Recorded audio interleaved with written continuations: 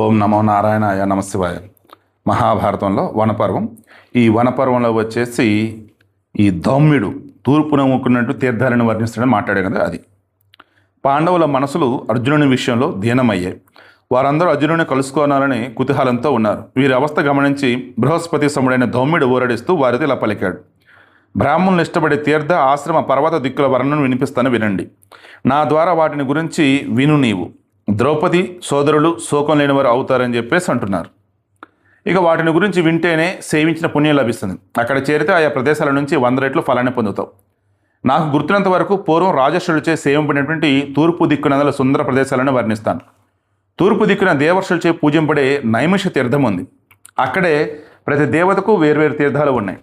ఆ ప్రదేశంలో దేవర్షి సేవితమై అందము పవిత్రత గల గోమతి నది ఉంది. అది దేవతల యజ్ఞభూమి, యముని పశుమారణ ప్రదేశం. ఇది తూర్పున పుణ్యం పవిత్రమైనటువంటి గయా పర్వతం ప్రకాశిస్తోంది. అది గయ నిర్మితం.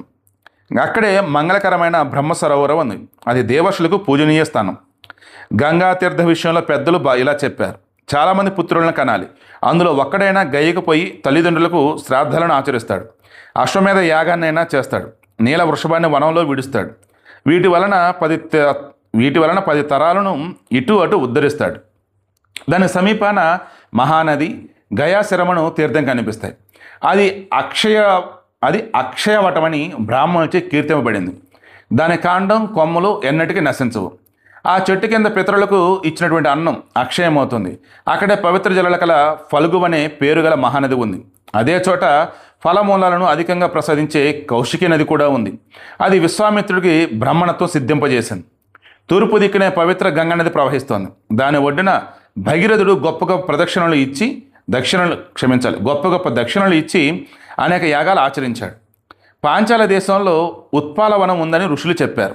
అక్కడ కుశికుని కుమారుడైన విశ్వామిత్రుడు తన పుత్రునితో కలిసి యజ్ఞం విధి విధానంగా చేశాడు. ఆ యజ్ఞంలో విశ్వామిత్రుని అలౌకిక వైభవం చూచి జమదగ్ని కుమారుడు పరశురాముడు అతని వంశానికి తగిన యజ్ఞాన్ని గురించి వర్ణించాడు. విశ్వామిత్రుడు కాన్యకుబ్జ దేశాన ఇంద్రునితో సమానంగా సోమపానం చేసి అక్కడే క్షత్రియ తత్వాన్ని విడిచిపెట్టి బ్రాహ్మణులను అయ్యాను అని ఉద్ఘోషించాడు. గంగా యమునుడు ఉత్తమ సంగమం ప్రపంచంలో ప్రసిద్ధి పొందినది. విఖ్యాతి పొందిన మహర్షులు ఇక్కడే స్నానాదులను ఆచరించారు. సమస్త భూతకోటికి ఆత్మస్వరూపుడైన బ్రహ్మ ముందుగా ఇక్కడే యజ్ఞం చేశాడు. ఆ ప్రకృష్ట యాగాచరణం చేత ఇది ప్రయాగ తీర్థంగా వెలిసింది. అగస్త్య మహర్షికి గొప్ప ఆశ్రమం ఇక్కడే ఉంది. ఈ తాపసరణ్యం తాపసులచే ఇప్పటికే ప్రకాశిస్తుంది. ఎంత గొప్పదో చూడండి ప్రయాగ తీర్థ్. అదే కదా, అంతకుముందు ఏంటి దాని పేరు? అలహాబాదా. ఎంత గొప్ప పేరు పురాణదాసలో. దానిని పేరు మార్చారు. లక్కీలుడు యోగి ఆదిత్యనాథ్ వచ్చాక మరలా పేరు మార్చాడు. గుడ్. అగస్త్య మహర్షి గొప్ప ఆశ్రమం అక్కడే ఉంది. ఈ తాపసరణ్యం తాపసులచే ఇప్పటికే ప్రకాశిస్తుంది. హిరణ్య బిందువు అని చెప్పబడే ఈ ఆశ్రమం కాలం జరమున పర్వతం మీద ఉంది. ఈ అగస్త్య పర్వతం రమణీయం, పవిత్రం, కళ్యాణకరం. పూజ్యుడైన భార్గవుని నివాస స్థానం మహేంద్ర పర్వతం. పూర్వం బ్రహ్మ అక్కడ యజ్ఞాన్ని విధి విధానంగా చేశాడు.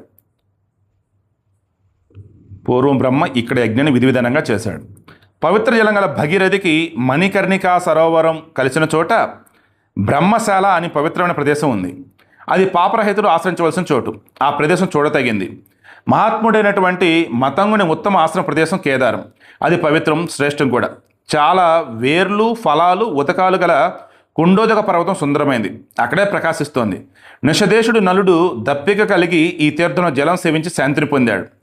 తాపసులు ఆశ్రయించిన దేవవనం అనే పవిత్ర క్షేత్రం అక్కడే విరాజిల్లుతోంది. ఆ పర్వత శిఖరాన బాహుద, నంద అను 2 నదులు ప్రవహిస్తాయి. తూర్పు దిక్కున ఉన్న అనేక తీర్థాలు, నదులు, పర్వతాలు, ఆశ్రమాలు, మందిరాలు వర్ణింపబడ్డాయి. వాటిని సంక్షిప్తంగా వర్ణించాను. ఇప్పుడు మిగిలిన దిక్కులను అనుకుని ఉన్న తీర్థాలను, నదులను, పర్వతాలను వర్ణిస్తాను, విను. అలా ధౌమ్యుడు వర్ణించిన దక్షిణ తీర్థాల గురించి రేపు మాట్లాడుకుందాం.